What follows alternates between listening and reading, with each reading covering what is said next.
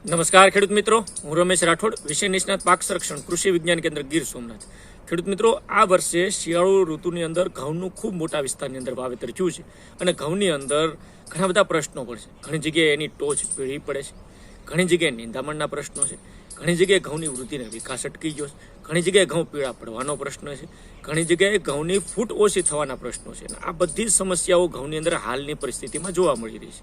અને આજે મારે જે તમને વાત કરવી છે આ વિડીયોની અંદર, એ વાત કરવી છે કે ઘઉંમાં નજીવા ખર્ચે, આમ માનીએ તો ખર્ચ વગર વધારે ફૂટ કેમ લાવી શકીએ. આપ સૌ જાણો છો કે જો ઘઉંની અંદર એની મુકુટ મૂળ અવસ્થા પછી ફૂટનું પ્રમાણ વધશે તો જ આપણે ઉત્પાદન સારું મળશે. એક દાણો વાવીએ અને એમાંથી એક છોડ થાય અને એક ડુંડી આવે, એની જગ્યાએ એક દાણામાંથી એની જે મુકુટ મૂળ અવસ્થા પછી ફૂટ થાય, એમાં 8, 10, 15, 20 ફૂટ થાય તો એની અંદર 20 ડુંડી આવે. એટલે કે કહેવાય કે ઉત્પાદન વધારવું હોય તો આ ફૂટની સંખ્યા વધારવી પડે. અને મારે તમને આજે જે ઉપાય બતાવવો છે એ સંપૂર્ણ પ્રાકૃતિક અથવા તો ઓર્ગેનિક ઉપાય, ઘરગથ્થુ ઉપાય કહી શકાય. ઘેરે બેઠા આપણે આ વસ્તુ બનાવી, કોઈ માર્કેટમાં લેવા નથી જવાની, કોઈ 1 રૂપિયો ક્યાંય ચૂકવવાનો નથી. અને એ ઘરગથ્થુ ઉપાય ગયા વર્ષે ઘણા બધા ખેડૂત મિત્રોએ અનુભવ કર્યો છે અને એના ખૂબ સારા પરિણામો મળ્યા છે. એટલે ફરીવાર આજ હું તમને વાત કરું છું કે આ ઉપાય ચોક્કસથી આપ અડધા વીઘા, 2 વીઘામાં ટ્રાય કરજો. અને આ ઉપાયને આપણે આ વર્ષે ઘઉંની અંદર કરવાનો છે કે જેનાથી વધારે ફૂટ લાવી શકે. અને એ ઉપાય એટલે ખાસ કરીને વધારે ઘઉંની ફૂટ લાવવા માટે અને વધારે ઉત્પાદન લેવા માટે એની અંદર છાશનો ઉપયોગ કેમ કરવો, ખાટી છાશ જેને આપણે કહીએ છીએ, એનો ઉપયોગ કેમ કરાય અને આ ઉપયોગ આપણે કઈ માત્રામાં કરવો અને કઈ રીતના કરવો એની મારે સવિસ્તારથી આજના વિડીયોની અંદર વાત કરવી છે. વિડીયો પૂરેપૂરો જોઈજો, સ્ક્રિપ્ટ નહીં કરતા. તમારે જો શીખવું છે, સમજવું છે તો પૂરો વિડીયો જોઈને એનો અનુભવ કર્યો. ઘણા બધા મિત્રોની ફરિયાદ હતી કે ભાઈ તમે વિડીયો બહુ લાંબો બનાવો છો. મિત્રો, 10-12 મિનિટનો વિડીયો બનાવું છું. તમને થોડીક એજ જો ખેડૂત હોય અને ઓરિજિનલી ખેતી કરતા હોય તો 12 મિનિટનો જો તમારી પાસે ટાઈમ સાંભળવાનો નથી તો મને લાગે કે તમે ખેતીમાં કઈ રીતના પ્રકારની ખેતી કરતા હશો મને ખ્યાલ નથી. હું પણ 12-15 વર્ષથી ખેડૂતોને ખેતી સાથે સંકળાયેલો માણસ છું. તમને અડધી કલાક ગપ્પા મારવાનો ટાઈમ છે. અડધી કલાક દુકાને બેસીને ગપ્પા મારો, ક્યાંય બિનજરૂરી વાતો કરવામાં કે જેને આપણી ખેતી લેવા દેવાનો હોય એમાં તમને ટાઈમ છે. તમને 10-12 મિનિટની કોઈ વાત કરે ખેતીની, એ સમજવાની તમારામાં ધીરજ નથી તો મિત્રો ક્યારેય ખેતીમાં ઉન્નતિ નહીં થઈ શકે. એવા મિત્રોને મારી ખાસ વિનંતી કે આપ આ જો તમને ગમતું ન હોય તો વિડીયો જોતા જ નહીં, તમારો 2 મિનિટ કે 5 મિનિટનો ટાઈમ નહીં બગાડતા. તમે જે વસ્તુ કરો છો એ તમે યોગ્ય રીતે કરતા હોય તો મને એમાં કોઈ વાંધો નથી. પણ લાખો ને હજારો ખેડૂતો જે આપણી સાથે જોડાયેલા છે, જેને સમજવું છે, જેને કરવું છે, એવા લોકો માટે હું વાત કરું છું. જેને નથી કરવું એને કોમેન્ટ કરવાની જરૂર નથી, એને મને સલાહ દેવાની જરૂર નથી. 10-12 મિનિટની અંદર મારી વાતને હું હંમેશા પૂરી કરવાનો પ્રયત્ન કરતો હોઈશ. અને એવી વાતો કે કદાચ જે ટેકનિકલ મુદ્દાને લઈને હું વાતો કરતો હોઈશ, હું કોઈ વસ્તુના પેકેટ વેચવા કે બતાવવાની કોશિશ કરતો જ નથી. એવા ઘણા લોકો માર્કેટની અંદર છે કે જે ફક્ત ને ફક્ત પેકેટ બતાવી વેચવાનું જ કામ કરે છે. તમને અહીંયા ગમતું હોય તો એની માહિતી પણ તમે જાણી શકો, જોઈ શકો, મને કોઈ વાંધો નથી. તો આજ મારે જે વાત કરવી છે ઘઉંના પાકની અંદર ફૂટ વધારવાની વાત કરીશું. એ વિડીયો શરૂ કરવું પહેલાં આપ સર્વને ખાસ વિનંતી, આપ ચેનલની અંદર નવા હો, હજી સુધી આપણે યુટ્યુબ ચેનલ સબસ્ક્રાઇબ ન કરી તો સબસ્ક્રાઇબ કરી લો. ત્યારબાદ ઓલ નોટિફિકેશન કરી દો, ઘંટડીના નિશાન ઉપર ક્લિક કરો એટલે તમામ પ્રકારના વિડીયો અહીંથી જે અપલોડ કરું તમને ટાઈમસર મળતા જાય. ત્યારબાદ વિડીયો ગમે તો એને લાઇક આપજો અને બીજા મિત્રોને શેર પણ કરી દો. મિત્રો, મારે જે તમને વાત કરવી છે, 1 પણ રૂપિયાનો ખર્ચ વગર ઘઉંના પાકની અંદર અત્યારે વૃદ્ધિ સારી રીતે કેમ કરાવી શકીએ અથવા તો એની અંદર ફૂટ કેમ વધારી શકીએ અને એના માટેના કયા ઘરગથ્થુ ઉપાયો હોઈ શકે. મોટા ભાગે આપણે ગયા વર્ષે પણ જોયું છે કે ઘઉંના પાકની અંદર જો ઠંડી પડે તો સારું ઉત્પાદન મળે. ઠંડીની જગ્યાએ જો ગરમીનું પ્રમાણ વધી જાય તો ઘઉંની વૃદ્ધિ વિકાસ ઉપર અસર થાય, ઘઉંની અંદર પીળાશ પડવાનો સમસ્યા રહે. બીજું, ઘઉંની અંદર બાંઠિયા રહી જાય એટલે કે ઘઉંની વૃદ્ધિ વિકાસ ન થાય ને વહેલી ડુંડી આવી જાય એટલે ઉત્પાદન ઉપર સીધી ખૂબ મોટી અસર થતી હોય. અને બીજું, ઘણી વખત આપણે જોયું છે કે મિત્રો ઘઉંની અંદર આપણે જે ખર્ચો કરીએ છીએ એ મોટા ભાગે ઘઉંની અંદર ખાતરોનો ખૂબ મારો કરીએ. પાયાની અંદર DAP હોય, SSP હોય, NPK નાખેલું હોય, આવા પ્રકારના રાસાયણિક ખાતરો, પોટાશ હોય નાખ્યું હોય, ત્યાર બધી ઉપરથી યુરિયાના ડોઝ એટલે કે યુરિયા ખાતરનો ઉપયોગ પણ ભરપૂર માત્રાની અંદર કરતા હોય. પરંતુ મિત્રો, ખાલી કેમિકલો નાખીએ કદાચ પાર નહીં આવે, ખાલી કેમિકલો નાખે ઉત્પાદન પણ નથી મળતું. એના માટેના બીજા અન્ય ઉપાયો પણ મિત્રો કરવા જોઈએ. આના સિવાય ઘઉંની અંદર જે ખર્ચ કરીએ છીએ એની અંદર ઘણી વખત જંતુનાશક દવાઓના, ફૂગનાશક દવાઓ, નિંદામણનાશક દવાઓ અને આ બધી જ ખર્ચ પણ ઘણી વખત વધારે પડતો કરતા હોય. પરંતુ ગયા વર્ષનો પાકો અનુભવ છે કે જે ઠંડી ઓછી પડી અને તાપમાન વધ્યું, ટેમ્પરેચર વધ્યું એટલે ડુંડી વહેલી આવી ગઈ અને ફૂટ ઓછી થઈ એટલે ઉત્પાદન ઉપર સીધી માસી અસર થઈ. તો અત્યારે સમયની માંગ છે કે આપણે કેમિકલ ઘટાડીએ. આપણા ખોરાકમાં જે ઘઉં પાકે છે એ ખોરાકની અંદર પણ કેમિકલ ઓછા આવે, તો એને પ્રાકૃતિક અને ઓર્ગેનિક ઉપાયથી કેમ ઘઉંની અંદર વધારે ફૂટ થાય એવા પ્રયત્નો કરવાની જરૂર છે. એનાથી જમીન અને પર્યાવરણને પણ ફાયદો થશે. જમીન અને પર્યાવરણની અંદર કેમિકલ ઓછા જશે તો એ પણ બગડતી અથવા તો એ પણ કેમિકલ મુક્ત થશે અને આપણે ખૂબ લાંબા ગાળે ફાયદો પણ થશે. અને જે આ ઘરગથ્થુ ઉપાય છે એની અંદર છાશનું ખૂબ મહત્વ છે. જે ખાટી છાશ તરીકે આપણે ઉપરી, આમ તો અમૃત છે, પીવામાં આપણે ઉપયોગ કરતા જ હોય રોજિંદા જીવનમાં. કારણ કે છાશની અંદર જે દુનિયાની અંદર ટોટલ 6 રસ હોય એમાંથી 5 રસ છાશની અંદર ખાસ કરીને સમાયેલા છે. તો એમાં ખાટી હોય, મીઠું હોય, ખારી હોય, તીખી હોય અને આ બધા રસ એની અંદર સમાયેલો. ફક્ત ને ફક્ત કડવો રસ જે છે એ છાશની અંદર હોતો નથી. અને આ ઘઉંની ક્વોલિટી અને ટેસ્ટ જો સારો કરવો હોય તો આ ઘરગથ્થુ ઉપાય તમારે મિત્રો અપનાવવો જોઈએ અને એની ટ્રાય થોડાક વીઘા અડધા વીઘામાં કરવી જોઈએ. મિત્રો આપણે ઘણી વખત ટ્રાય પણ કરી છે કે આવી ઓર્ગેનિક વસ્તુ કે જૈવિક અથવા પ્રાકૃતિક ખેતીથી પકવેલી વસ્તુ ખાઈ તો એનો ટેસ્ટ ખૂબ સારો આવતો હોય. અને જ્યારે કેમિકલ નાખીને કોઈ પણ વસ્તુ અથવા ઘઉંની જ વાત કરીએ તો ઘઉં પણ કેમિકલયુક્ત પકવતા હોય તો એના ટેસ્ટની અંદર ઘણો બધો ફરક પડી જતો હોય, ટેસ્ટ ફીકો થઈ જતો હોય. તો ખાસ એટલા માટે આ ઉપાય મારે તમને બતાવવો ખૂબ જરૂરી છે.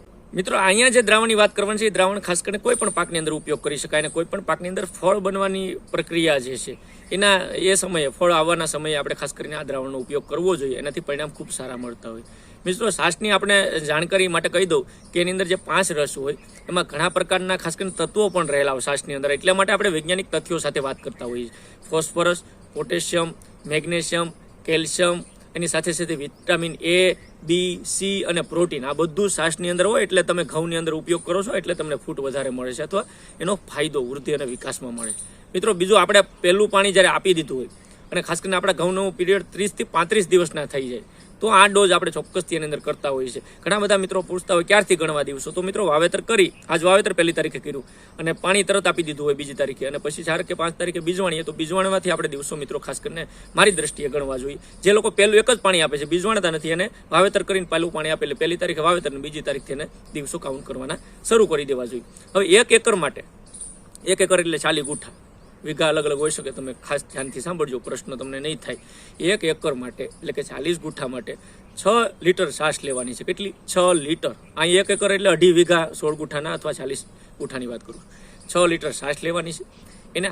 અને આ છાશ કેટલી જૂની? 7-8 દિવસ જો જૂની હોય તો એને આપણે ખાસ કરીને ઉપયોગ કરી શકીએ. એનાથી વધારે જૂની હોય તો પણ મિત્રો વાંધો નથી. અને એને પ્લાસ્ટિકના વાસણમાં અથવા તો મટકાની અંદર લેવાની છે. લોખંડમાં નથી લેવાની, એ રિએક્શન થતું હોય એટલે પ્લાસ્ટિક અથવા તો મટકું જે આપણું હોય માટીનું, એની અંદર આ 6 લીટર છાશ આપણે રાખવાની છે.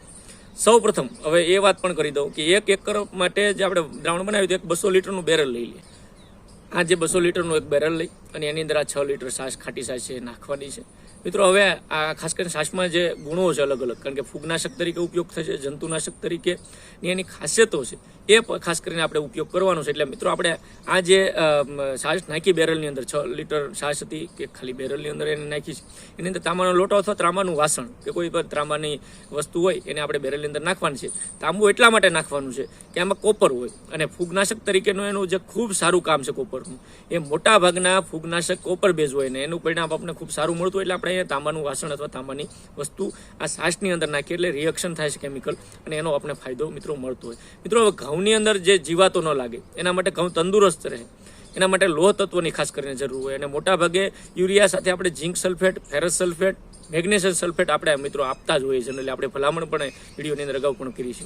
અને ફેરસ માટે આપણે ઘરમાં જે જૂના લોખંડના નટબોલ પીડ્યા હોય અથવા સળિયા પીડ્યા હોય એને બેરલમાં ફરી પાછા નાખવાના છે. એટલે અહીંયા 2 વસ્તુ મળશે. તાંબો એટલે કોપરનો મેં તમને ઉપયોગ કરવાનું કીધું, બીજું લોખંડના જૂના કટાઈ ગયેલા સળિયા અથવા લોખંડની વસ્તુ કરવાનું કીધું, તેમાંથી ફેરસ એટલે ફેરસ સલ્ફેટ અને કોપર પણ મળી જાય છે. અને એનું દ્રાવણનો આપણે ઉપયોગ કરી એટલે બેરલની અંદર, છાશની અંદર રિએક્શન માટે આપણે નાખીએ છીએ. અને આમાં એક વસ્તુ હજી ઉમેરવાની છે અને એ છે ગોળ.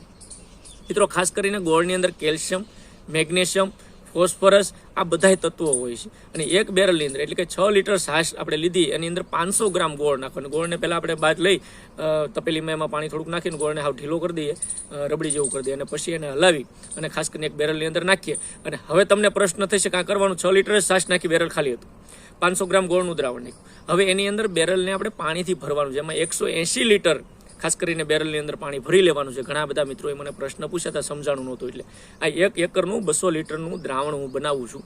મેં તમને અગાઉ કીધું એમ 6 લીટર ખાટી છાશ 7-8 દિવસ મિનિમમ જૂની હોવી જોઈએ, વધારે જૂની હોય તો કોઈ વાંધો નથી. એને ટીપણામાં નાખી પછી એની અંદર તાંબાનું કોઈ વાસણ કે વસ્તુ નાખી, લોખંડની વસ્તુ નાખી, ગોળ 500 ગ્રામ નાખ્યો અને આ 500 ગ્રામ ગોળને પણ દ્રાવણને આપણે અંદર બનાવી અને એની અંદર હવે 180 લીટર સમથિંગ અંદાજિત 180-185 લીટર પાણી ભરી લેવાનું છે. એટલે આ બેરલ કમ્પ્લીટલી હવે આ દ્રાવણ આપણું બન્યું છે. હવે મિત્રો ખાસ કરીને આ જે દ્રાવણ છે એને 1 એકરની અંદર મિત્રો આપણે ખાસ કરીને ઉપયોગ કરવાનું છે. હવે કઈ રીતના કરવાનું છે એ થોડું કન્ફ્યુઝન હતું, પરંતુ જો 200 લીટરને પાણી સાથે તમે પાઈ દેશો 1 એકરમાં, આ 200 લીટર ટોટલ 6 લીટર છાશવાળું ને 500 ગ્રામ ગોળવાળું 1 એકરમાં એટલે 2.5 વીઘામાં આપણે પાણી સાથે એમને નળ ખોલીને પાઈ દેવાનું છે. એ વસ્તુ છે. બીજી વસ્તુ કોઈને સ્પ્રે કરવો હોય તો સીધો જ આમાંથી આપણે પંપ ભરી લેવાના છે. 200 લીટર દ્રાવણ છે એમાંથી 15 લીટરનો સીધો પંપ ભરવાનો છે. કોઈ હવે દ્રાવણની ગણતરી કેલ્ક્યુલેશન કરવાની નથી. એટલે લગભગ તમારા 12 થી 14 પંપ થાય એને તમારે ઘાટો સ્પ્રે કરી અને 1 એકરના આપણા ડોઝ ઘઉંની અંદર સ્પ્રે કરવાનું છે. અને હવે ક્યારે કરવાનું છે એ પણ મૂળ વાત છે.